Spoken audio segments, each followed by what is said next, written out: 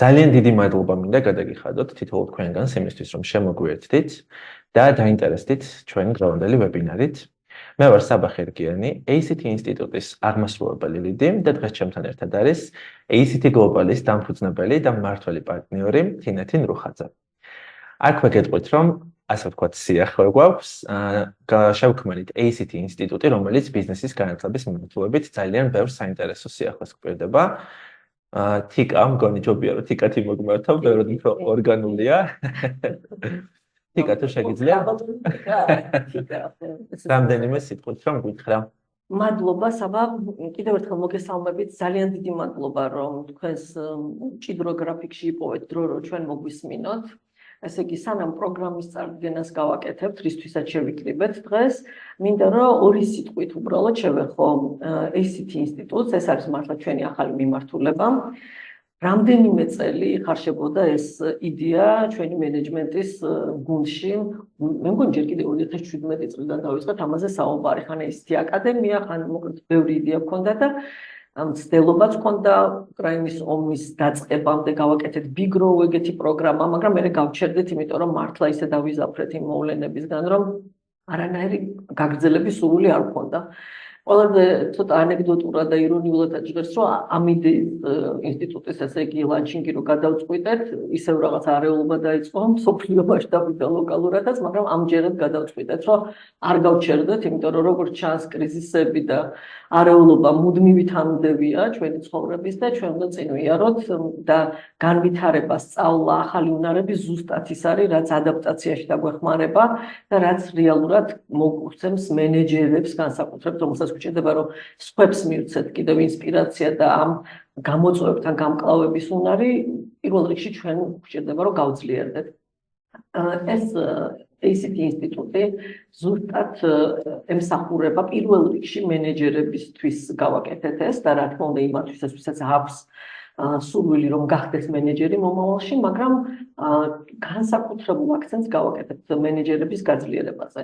და ვფიქრობთ, რომ მართლა შეგვიძლია რაღაც განსაკუთრებული და უნიკალური ვთქვათ ბაზარზე, იმიტომ რომ აჩვენებს ჩვენი ცხოვრება, რომ აკადემიური პროგრამის ერთხელ მიიღე საკმარისი არ არის, განათლება და განვითარება არის უწყვეტი. ასევე ჩვენი გამოცდილება აჩვენებს, რომ მხოლოდ ასე ვთქვათ რბილი უნარები, რასაც ეძახიან soft skill-ები საკმარისი არ არის, ან მხოლოდ პროფესიული ცოდნა საკმარისი არ არის და ჩვენ ვქმნით ისეთ პროგრამებს, გრძელვადიანს და მოკლევადიანს, რომელიც მენეჯერებს მისცემს შესაძლებლობას, რომ მიიღოს აი ამ სამივეს ჰიბრიდი, აკადემიური ცოდნაც, მიიღოს გაძლიერდეს და გააძლიეროს მისი ასე ვთქვათ ლიდერული უნარები და ასევე პროფესიული თვალსაზრისით მიიღოს პრაქტიკული და ტრანსფორმაციული ცოდნა.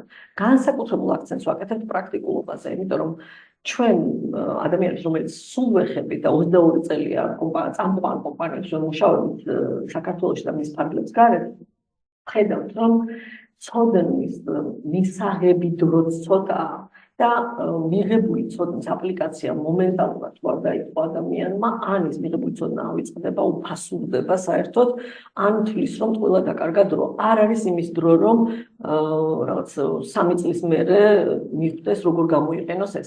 ამიტომ ჩვენ ყველაფერს ვაკეთებთ იმისთვის, რომ ისე ავაწყოთ პროგრამები, რომ ჯერ ერთი იყოს კავშირში მის ყოველდღიურ საქმიანობასთან და თვითონ მოდელის სწავლების იქნება ასეთი, თანამედროვე მეთოდებით და მიდგომებით და რაც თავარია მიიღოს ის ცოდნა, რომელიც დღეს გამოადგება. ხვალ მიიღოს ის ცოდნა, რომელიც ხვალ გამოადგება. ძალიან ვარ გამიგრძელდეს საუბარი, ისე ვარ შეყარებული ამ ჩვენ ინსტიტუტზე. რომ გამიგრძელდეს, აბა გადმოგცემდა იქნებ შენ პროგრამაზე. კი, აუცილებლად, უბრალოდ ერთ რამეს დავამატებ, რომ როგორც თიკა მოახსენა, ჩვენ გვჯერა, რომ სწავლას და ცოდნას მაშინ აქვს ტრანსფორმაციული ძალა, როდესაც ის პრაქტიკაში გამოიყენება და ყოველდღიურობაში გვაძლევს იმის შესაძლებლობას, რომ გავიმარტივოთ სამუშაო პროცესი თუ ზოგადად ჩვენი ყოველდღიურობა. რაც შეეხება ჩვენს პროგრამას, რომელიც არის ძალიან საინტერესო, ძალიან პრაქტიკული და ასე ვთქვათ, დიდი გამოცდილებაზე დაფუძნებული, ფასილიტაცია მენეჯერებისთვის, პროგრამა არის წარმოდგენილი ნებისმიერი ადამიანისთვის, რომელიც დაინტერესებულია ამ მიმართულებით, თუმცა მინდა თიკა კიდევ ერთხელ გთხოვ, რომ ხაზი გაუსვა, რატომ არის ეს პროგრამა მნიშვნელოვანი და რა გავლენა შეიძლება ჰქონდეს მას მენეჯერებისთვის. ბატონო, მადლობა საბამ. ესე იგი, რატომ დავიწყეთ ამ კონკრეტული პროგრამით, როცა ჩვენ ინსტიტუტში უკვე შექმნილი გვაქვს არაერთი პროგრამა მენეჯერებისთვის, რომელსაც ნელ-ნელა წარმოგიდგენთ. ეს იქნება გრძელვადიანი პროგრამები, თუ აი როგორც კონკრეტული სპეციფიური ცოდნებით, ბიზნეს ანალიტიკა იქნება, სტრატეგიული მარკეტინგი, სტრატეგიული HR თუ ასე შემდეგ.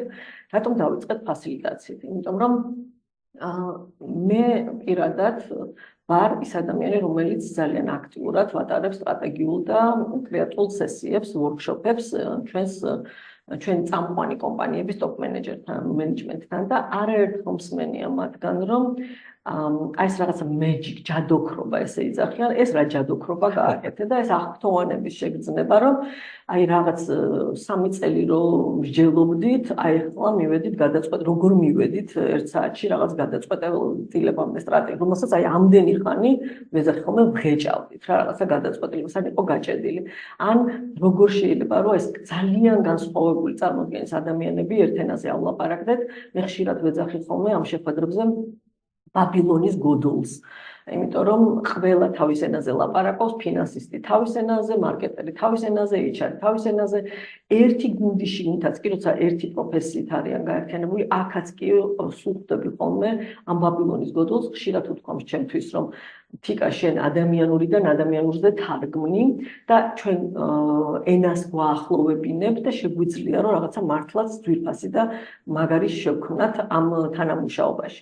ეს აღფრთოვანება, რომელიც შევა ხოლმე ჯგუფის წევრებს, მე ძალიან კარგად მაგაცნობიერებული, რომ ეს ჩემი დამსახურება კი არ არის, ეს არის მათ მოსწონთ საკუთარი თავი, საკუთარი ეფექტიანობა, საკუთარი იდეები, რომელიც შეიქმნა აი ესეთ გარემოში, სადაც არსებობს ურთიერთმდობა, სადაც არსებობს განსხვავებული პოზიციების სინერგიის შესაძლებლობა და მე ვფიქრობ, რომ ეს არის უდიდესი უნარი, რომელიც შეიძლება განივითაროს, ეს არ არის რაღაცა მართლა ჯადოქრობა, რომელიც თიკამან საბამიცის, ეს არის უნარი, რომელიც განვითარებადია და ვფიქრობ, რომ ძალიან სჭირდება ყველა მენეჯერს, იმიტომ რომ მე არ მეგულება მენეჯერი, რომელიც არ ატარებს შეხვედრებს. იქნება ეს რეგულარული შეხვედრები, თუ იქნება ეს სტრატეგიული თუ შემოქმედებითი სესიები.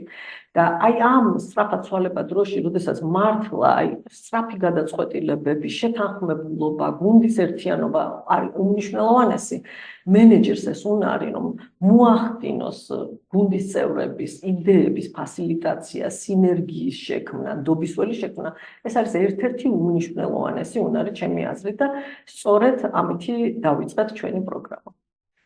კი ბატონო. მე ვილაპარაკებდი, მაგრამ დარწმუნებული ვარ, იმიტომ რომ ძალიან გიყვარს ეს პროგრამა და ზოგადად ფასილიტაციური მიდგომები. თუმცა მე კიდევ ერთხელ მინდა ხაზი გაუსვა იმას, რომ სწორედ ეს უკავშირი, რომელიც ჩვენი კლიენტებისგან მივიღეთ სხვადასხვა საკონსულტაციო პროექტების ფარგლებში, გახდა იმ ინსპირაციის წყარო, რამაც შეგვექმნევინა ეს პროგრამა და გვათქმევინა, ასე ვთქვათ, პირველი სიტყვა ICT ინსტიტუტის გადმოსახედიდან.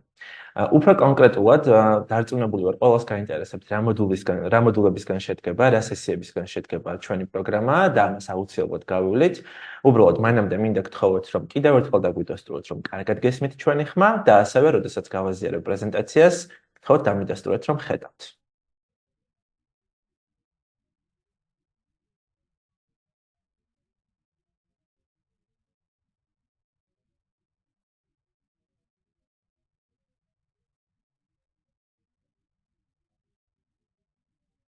კი ბატონო. მადლობა. როგორც ხედავთ, პროგრამის შინაარსი არის წარმოდგენილი თქვენს მონიტორებზე. ჩვენი პროგრამა შედგება 8 სესიისგან და ვფიქრობთ, რომ ეს არის ყველა ის მნიშვნელოვანი თემა, რომელიც თითოეული მენეჯერისთვის აუცილებელია, რომ ფასილიტაციური მიდგომები და ტექნიკები კარგად გაითავისოს და პრაქტიკაში გადაიტანოს. უფრო კონკრეტულად, ჩვენ ვიწყებთ ფასილიტაციის საფუძვლებით, ასე ვთქვათ, ზოგადად რაოდენ მნიშვნელოვანია ფასილიტაცია, რა გავლენა შეიძლება ჰქონდეს მას, ფასილიტატორის როლი როგორია ამ პროცესში და როგორ უნდა მისცეს ფასილიტატორმა ბიძგი მნიშვნელოვანი გადაწყვეტილების მიღების პროცესს თუ კრეატიულ სესიებსა და პრობლემის იდენტიფიკაციას.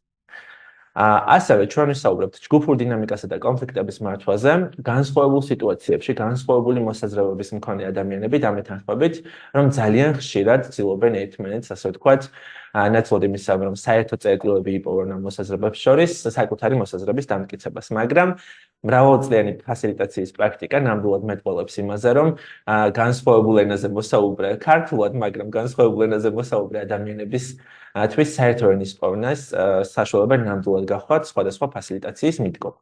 შეიძლება რა თქმა უნდა, გამოცდილებიდან ჯერ არ მქონია ჯგუფი, სადაც შიდა დინამიკაში არ იყო რამე ტიპის დაძაბულობა, გაუგებრობა, ეს არის თანმდევი. ანუ თუ ჩვენ ამას მივიღებთ, რომ ნებისმიერ ჯგუფს სანამ შეთამაშდებიან, ეს ახლავს და შეთამაშებულზეც მინდა გითხრათ, რომ როცა განსხვავებული მოსაზრებები არსებობს, ყოველთვის არის რაღაცა შიდა კონფლიქტი. ოღონდ არსებობს ჯანსაღი და არსებობს არაჯანსაღი კონფლიქტი. ჯანსაღი კონფლიქტით სამართავია და არაჯანსაღი კონფლიქტის შემთხვევაში გუნდის შიგნით ძალიან ხშირად არის, რომ აი ბევრი ვიყაყანეთ, ვიჭუბეთ და დავიშალეთ და ყველა არის ფრუსტრირებული, შედეგამდე ვერ მივედით, ან ვიღაცამ უბრალოდ მე მაგიდაზე ხელი დაარტყა, ეს შეიძლება იყოს თვითონ მენეჯერი და მე გადავწყვიტე ესე გამოაცხადოს. რაც მე რეალობაში რა თქმა უნდა არ მუშაობს, იმიტომ რომ იქ ვინც იყო და გამოხატავდა ღიად უთანხმოებას, მთელი თავისი შინაგანი განწყობით არის მოწოდწადებული იმისკენ, რომ ის რასაც ის იძახდა გამართულდეს და წინააღმდეგობა გაუწიოს იდეას, რომელიც მისი მოსაზრების წინააღმდეგ წავიდა. ასევე არის ხოლმე ჩუმი კონფლიქტები გუნდში, რასაც არაერთხელ ვხედავთ, რომ არაფიქსირებენ თავის მოსაზრებას, რა აზრი აქვს, მე კი ვთქვი, მაგრამ არ დამიჯერეს ადრე, ან მაინც არ მომისმენენ, მაინც თავისებურად გააკეთებენ და აი ძალიან მნიშვნელოვანი ხმა არ არის ხოლმე გაგონილი მენეჯერების მიერ, ან გუნდის სხვა წევრების მიერ, აი ზუსტად ასეთი დამოკიდებულების გამო. ასეთი ადამიანების გახსნა, ინკლუზია ძალიან მნიშვნელოვანია, იმიტომ რომ ეს ადამიანები მიუხედავად იმისა, რომ შეიძლება თავი დაგიქნიან და თუ მენეჯმენტში ხართ, ეხლა ბევრი ადამიანი გვესწრება და ვინცაც მენეჯერული გამოცდილება აქვს, აუცილებლად გიქნებათ ესეთ ადამიანებთან ურთიერთობის გამოცდილება, რომელთვისაც გითხოვთ, რატო არ თქვი მე, ან შეხო დამთანხმდი, რატო აკეთებ ეხლა საწინააღმდეგოს. სინამდვილეში თავის დაქნევა არ არის ხოლმე თანხმობა და ეს ძალიან მნიშვნელოვანია, რომ და მე ვფიქრობ, რომ ეს უნარები, რომელსაც ჩვენ გასწავლით ამ პროგრამის განმავლობაში, ნამდვილად დაეხმარება თქვენად თქვენს მენეჯერებს თუ ორგანიზაციას წარმოადგენთ, იმაში, რომ ამოიცნონ ჩუმი ან ფარული კონფლიქტები, მართონ ეს და რესურსულ მდგომარეობაში გადაიყვანონ ჯგუფი, იმიტომ რომ მხოლოდ რესურსულ მდგომარეობაში შეუძლია ჯგუფ შექმნას რაღაცა ღირებული, იქნება ეს სწორი გადაწყვეტილება ეფექტური, თუ რაღაცა ინოვაციური იდეა. მადლობა თიკა ამის დამატებისთვის. ხას გავუსვამ კიდევ ერთხელ იმას, რომ ფასილიტაციის ტექნიკები გვეხმარება კონტრპროდუქტიული ქცევის თუ დესტრუქციული ქცევის გამოვანის შემთხვევაში ეს ყველაფერი მივმართოთ პროდუქტიული ზრდაზე ორიენტირებული მიმართულებით. აქვე ხას გავუსვამ იმას, რომ ჩვენი შემდეგი მოდული სესია მოიცავს უკვე ფასილიტაციის სესიის დაგეგმვას, ანუ როგორ უნდა დაგეგმოს ფასილიტატორმა სესია ისე, რომ ყველა ადამიანის ჩართულობა უზრუნველყოს, რა მეთოდები უნდა გამოიყენოს, რა მიდგომები უნდა გამოიყენოს იმისთვის, რომ ინკლუზიური გარემო შექმნას და საბოლოო ჯამში მიაღწიოს ამ შეხვედრის მიზანს.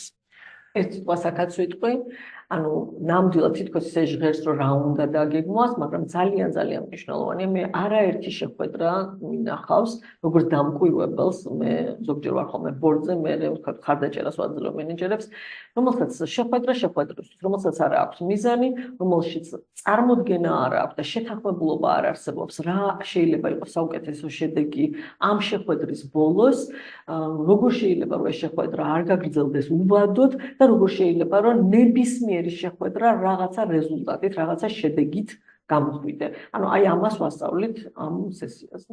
დიახ.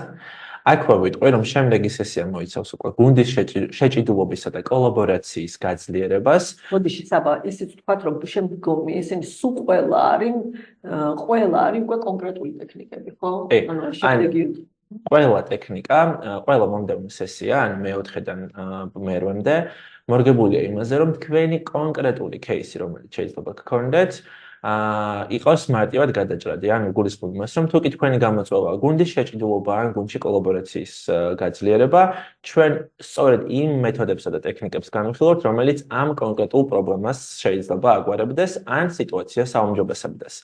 ისევე როგორც პრობლემების იდენტიფიცირება და ანალიზის ფასილიტაცია მოიცავს იმ ტექნიკებსა და მიდგომებს, რომელიც ინკლუზიურ გარემოს ქმნის იმისთვის, რომ ყველა stakeholder-მა, ყველა დაინტერესებულმა მხარემ მოახდინოს ამ პროცესში ჩართვა, პრობლემის იდენტიფიკაციის პროცესში თუ საუკეთესო გადაჭრის გზის მოძიების პროცესში. აქაც ვიტყვი, რომ აი ხომ რა უნდა თითქოს პრობლემის იდენტიფიცირებას, მაგრამ უსერიოზულესი თემაა, რომ შეხვედრის დროს პრობლემის იდენტიფიცირება დამნაშავეების იდენტიფიცირებაში არ გადაიზარდოს და რეალურად მთელი შეხვედრა იქცეს გადაჭრის გზების ძიებაში და იმაზე ბევრად შეთანხმებული და ბედნიერი გავიდეს გუნდი შეხვედრიდან, ვიდრე შეიძლება წარმატებული кейსი რო ქონოდა, იმიტომ რომ რეალურად ამ შეცდომიდან, ამ პრობლემიდან აღმოაჩინოს ახალი საინტერესო გადაჭრის გზები, ანუ მე ვფიქრობ, რომ ეს არის საუკეთესო შედეგი, რაც შეიძლება კარგი ფასილიტაციის შემთხვევაში შეხვედრიდან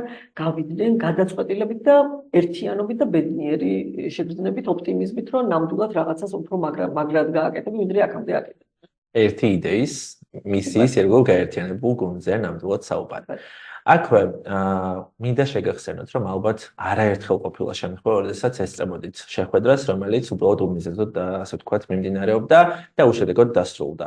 არაერთხელ ესწრებოდით ესეთ შეხვედრებს, რომელიც მიზანმიმართული იყო სხვადასხვა სტრატეგიული გადაწყვეტილების მისაღებად, მაგრამ ეს გადაწყვეტილებები დროში ძალიან გაიწელა, იმიტომ რომ ძალიან ბევრი განსხვავებული აზრის გათვალისწინება იყო საჭირო. ზოგადად სტრატეგიული გადაწყვეტილებები კომპანიებისთვის ძალიან მნიშვნელოვანია, თუმცა მათი მიღების პროცესიც არანაკლებ მნიშვნელოვანია. ამაზეც თიკა რამდენიმე სიტყვით თუ შეიძლება რომ დავამატოთ. აუცილებლად ვიტყვი იმას, რომ ზოგჯერ ცოტას ლაპარაკი უკეთესია ბევრ ლაპარაკზე. ანუ ფასილიტაციაში არსებობს ტექნიკები, როდესაც უსასრულო მსჯელობის ნაცვლად მარტივი შეფასებითი სისტემებით, ან მარტივი ტექნიკებით შეიძლება მიხვიდეთ ისეთ გადაწყვეტილებამდე, რომელიც უკვე კითხვის ნიშნებს აღარ იწვევს. ძალიან ხშირად ბევრჯერ მინახავს მართლაც შეხვედრა, სადაც აი უამრავი არგუმენტი იყრება. მით უმეტეს თუ ბევრი მონაწილეა, ხო, აი თქვათ 10 მონაწილეა, 14 მონაწილეა, ყველას თავის მოსაზრება აქვს. თითოეული იდეა, რომელიც განსხვავებულად ისმინება, ზოგჯერ ერთი და იგივე შინაარსის მატარებელია და პირიქით, ზოგჯერ არის, რომ მგონია, რომ მე და შენ ერთი და იგივე რამეზე ვლაპარაკობთ და სინამდვილეში აბსოლუტურად განსხვავებულ რამეს ვგულისხმობთ.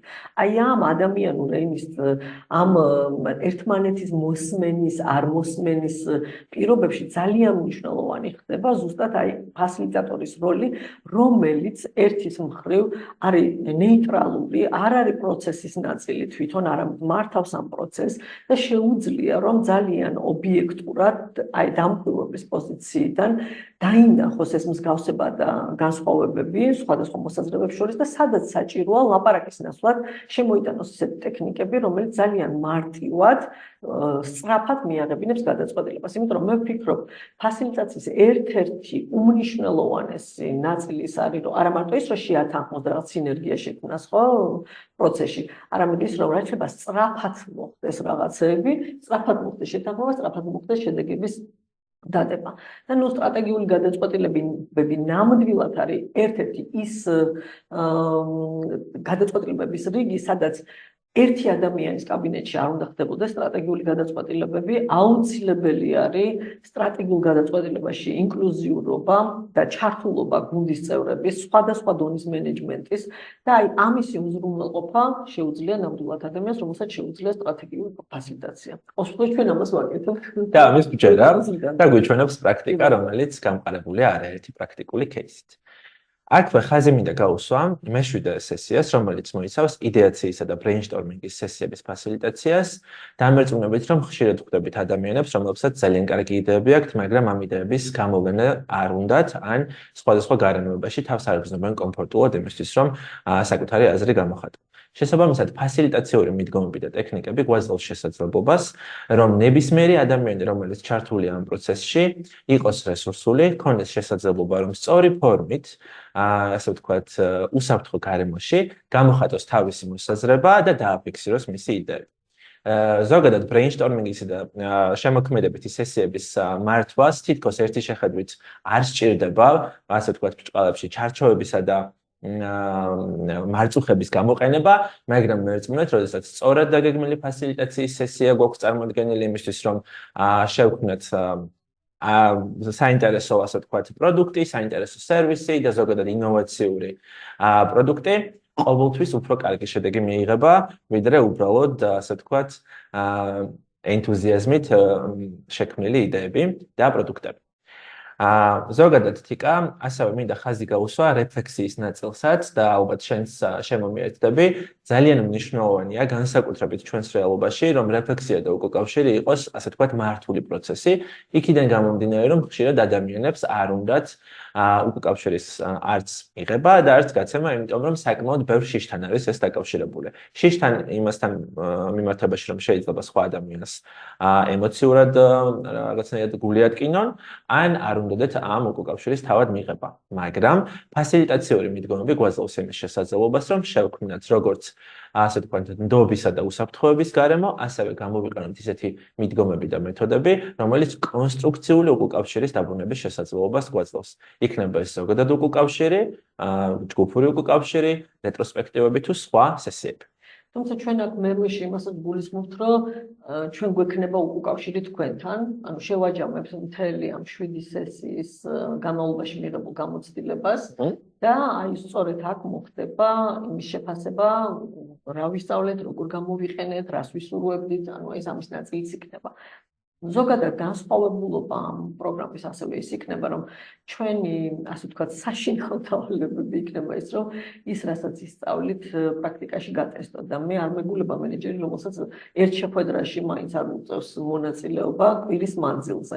ამიტომ არ ეხლა ეს თანმიმდევრობაზე ხა თქვის საბადა ფორმატზე, ეს ფორმატიც და თანმიმდევრობაც მაქედან გამომდინარე არის. კი ბატონო, როგორც თიკა მახსენა, ჩვენი 8 შეხვედრა მოიცავს კვირაში ერთხელ შეხვედრას, იქიდან გამომდინარე, რომ გვინდა რომ თითოეული, ასე ვთქვათ, ტექნიკა, თითოეული მიდგომა ფასილიტაციის კუთხით, რომელსაც ჩვენ განვიხილავთ, იყოს პრაქტიკაში გადატანილი. შესაბამისად, თქვენ გექნებათ შესაძლებლობა, რომ ყოველი სესიის შემდეგ ერთი კვირის ვადაში თქვენ თვითონ დატესტოთ თქვენს სამსახურეობრივ გარემოში, თუ ნებისმიერ სხვა სივრცეში ამ ტექნიკების ეფექტურობა და თავად თქვენი თავი თუ როგორ შეგიძლიათ ამ ტექნიკების გამოყენება და შემდეგ უკვე მომავალ შეხვედრაზე შეგიძლიათ ამ უკავშირის გაზიარება იმ შეხვედრის მენტორთან.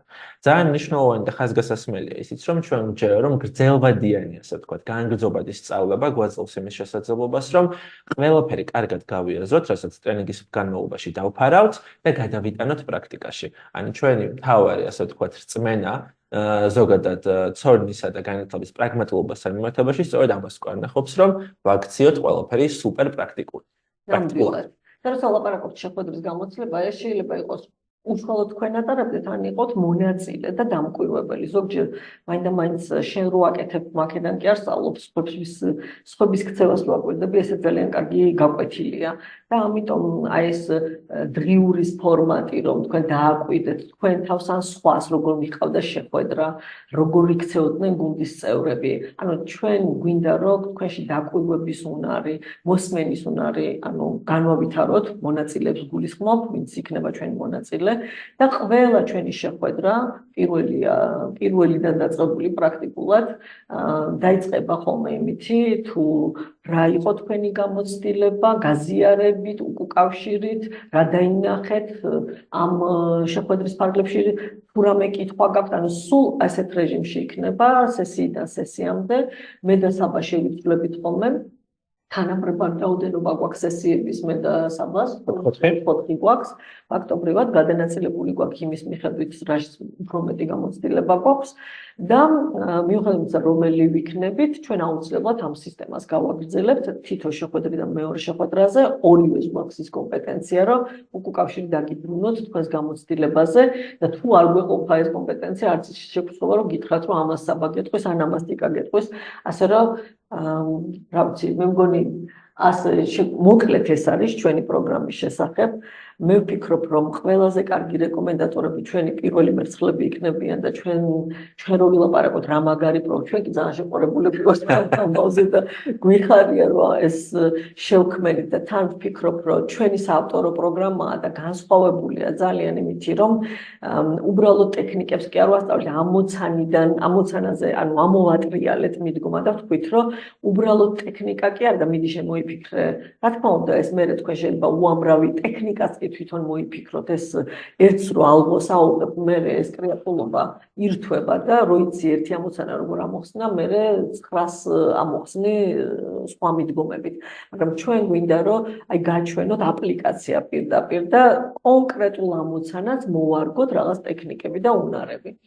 ეს არის სულ, მე მგონი, ჩვენ სულ 2 წუთი დაგვრჩა, მაგრამ 3 წუთით გვიან დავიწყებთ და თუ მოკლედ მოვაზრებთ კითხვებზე პასუხს, სიამოვნებით ვპასუხებ თქვენ კითხვებს, თუ გავთიშოთ ხო, ალბათ ეს და დაველოდებით თქვენს კითხვებს. პირველ რიგში მოგწერეთ საინტერესო ჟღერს თუ არა. თუ კითხვა არ აქვს, ეგ მოგწერეთ, რამდენად საინტერესო ან აქტუალურია, თუ ჩვენ გონია რომ ესე არის და გვეჩვენება. როგორ ფიქრობთ, როგორ ხედავთ? გამოგვიხმაურეთ, რას ფიქრობთ იმაზე, რაც მოგიყევით. Q&A-ში წამოვიდა ერთი კითხვა. ოკეი. ერთი კითხვა შემოვიდა. უკუკავშირი არ დაგვიბრუნა არავინ. მოგწერეთ თუ შეიძლება. მარიამ, დიდი მადლობა. გასაგები და საინტერესო. მადლობა, რომ გასაგები თუ იყო, ძალიან გვიხარია. თვითონ თემა თუ არის თქვენი აზრით აქტუალური, აი ეს მოგწერეთ, იმიტომ რომ ჩვენს რწმენაში ეს ძალიან აქტუალური საკითხია და მენეჯერებისთვის ძალიან მნიშვნელოვანი უნარია და თქვენ დაგარწმუნეთ ამაში, ვერ დაგარწმუნეთ, ესე ფიქრობთ, არ ფიქრობთ, იქნებ ამაზე გაგვიზიაროთ თქვენი მოსაზრება, მოგწერეთ თუ შეიძლება. და კითხვები ჩანს? კი, კითხვები ჩანს. სანამ ჩვენი მონაწილეები უკუკავშირს დაგვიბრუნებენ, მოდი რამდენიმე შეკითხვა არის უკვე შემოსული და ვუპასუხოთ. ხომ არ დაიწყე პირველი შეკითხვით და პირველი არის როგორ ამოვიცნოთ, როდის არის საჭირო ფასილიტატორის ჩართვა და როდის ჯობს პროცესი ბუნებრივ ფლოუს მივანდოთ. მე ვიტყოდი რომ ფასილიტაციის ელემენტების შემოტანა ნებისმიერ შეხვედრაში იქნებოდა სასარგებლო. მნიშვნელოვანი არის გადაწყვეტას ვის ექნება ფასილიტატორის როლი.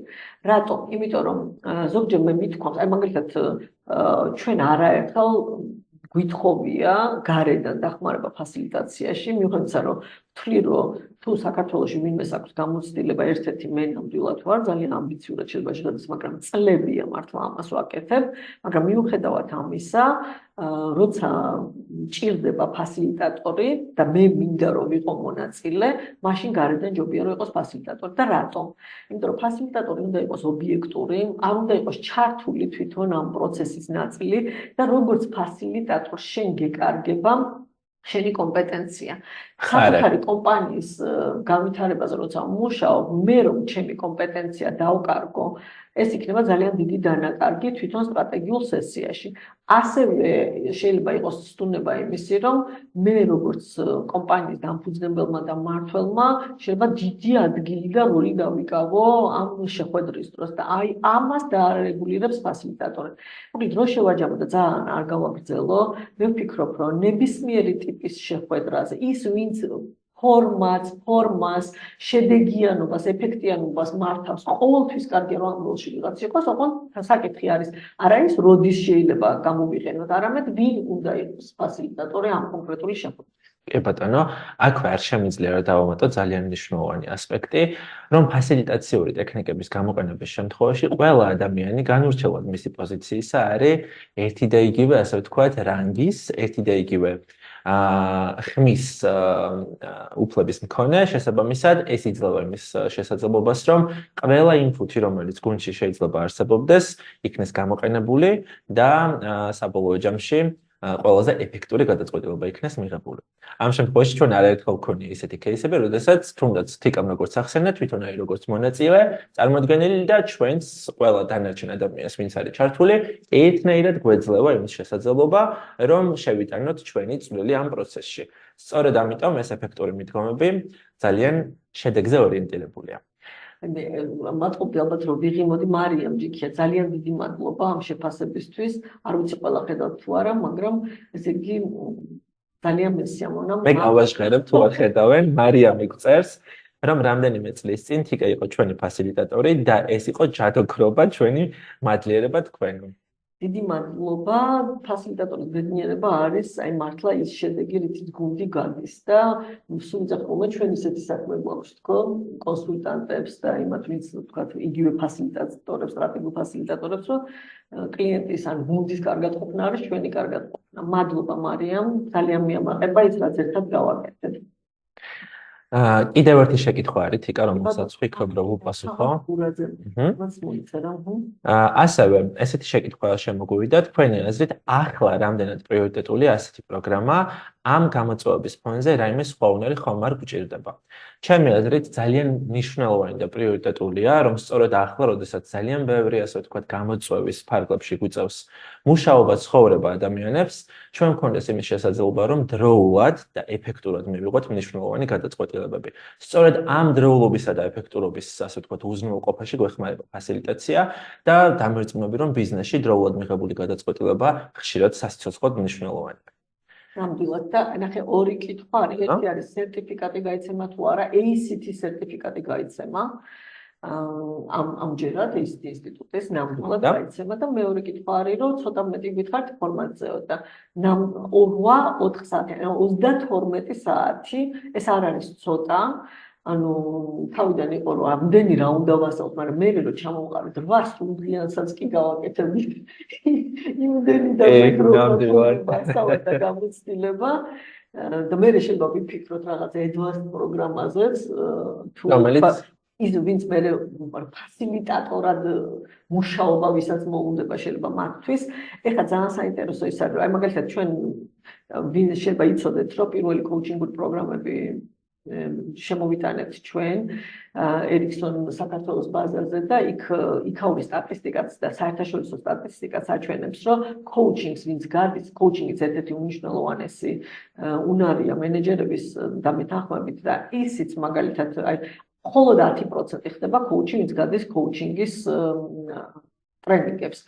ასევე აქაც ეს ფასილიტა ჩვენ არ ველოდებით რომ ფასილიტატორებად დაიწყებენ მუშაობას რა პროფესიული თვალსაზრისით. თუმცა 10%-მა ზუსტადაც მის საქმე ეს არ არის მარტო მენეჯერებისთვის, ეს შეიძლება იყოს კონსულტანტები, სარეკლამო სააგენტოს თანამშრომლები, შეიძლება იყოს IT ჯგუფის პროექტის მენეჯერები, agile coach-ები, scrum master-ები, ადამიანები, რომლებსაც უწევთ განსხვავებული გუნდების მართვა, მათთან ერთად თანამუშაობა, იქნება ეს სხვადასხვა კრეატიული სესიები, რეტროსპექტივები და უკავშირის სესიები თუ თუნდაც სტრატეგიული გადაწყვეტილებები. შესაბამისად, როგორც თიკა მოახსენა, ეს არის უნარი, რომელიც ნებისმიერ მენეჯერს ძალიან დაეხმარება ყოველდღიურობის გამარტივებაში, როგორც საკუთარი თავისთვის, ასევე მისი გუნდისთვის და ჯამურად ორგანიზაციისთვის.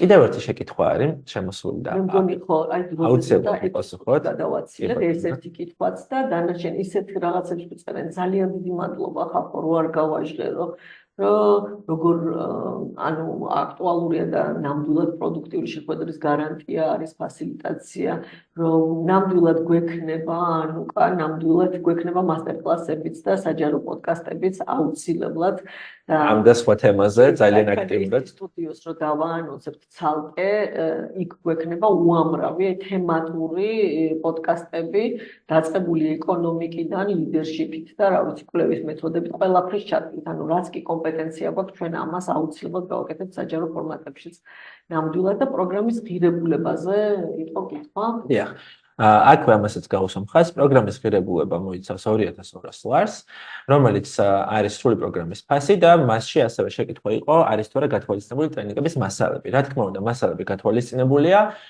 ჩვენ რასაც განვიხილავთ ყოველთვის გაზიარებაზე რა თქმა უნდა თანახმოვართ და მზაობა გვაქვს უბრალოდ გვგონია რომ მასალებზე ბევრად უფრო მნიშვნელოვანი სწორედ ის პროცესი იქნება რომელსაც ამ ინფორმაციისა და სხვადასხვა ტექნიკების გაზიარების პროცესში ერთად გავუვიდეთ აქედან გამომდინარე ნებისმიერი შეკითხვა იქნება პასუხგაცემული, ნებისმიერი მასალა გაზიარებული და ჩვენ მაქსიმალურად შევეცდებით, რომ შევქმნათ სუპერპროდუქტიული გარემო თქვენთვის, რომ ძალიან, ასე ვთქვათ, მაყოფილი და შედეგებზე ორიენტირებული, ასე ვთქვათ, შედეგზე ორიენტირებული მიდგომა გქონდეთ, როგორც ჩვენ, ასევე თქვენ.